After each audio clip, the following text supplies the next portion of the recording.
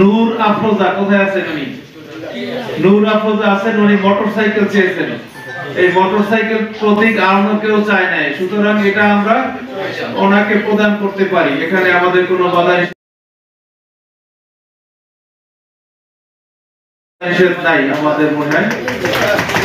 আর এরপরে জনাব মোহাম্মদ হাফিজুর রহমান কোথায় আছেন? হাফিজুর রহমান উনি ঘোড়া প্রতীক চেয়েছেন, এই ঘোড়া প্রতীকও আর কেউ চাননি, সুতরাং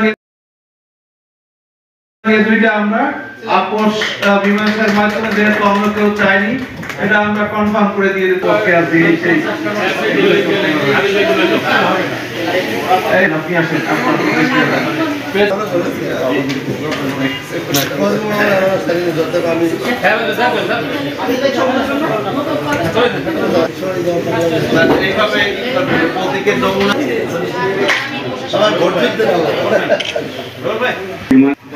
আমি যেহেতু এর আগেও এই আনারসে ইউনিয়ন পরিষদ নির্বাচনের চেয়ারম্যান নির্বাচিত হয়ে বলছি যে সবার কাছে রিকোয়েস্ট করি,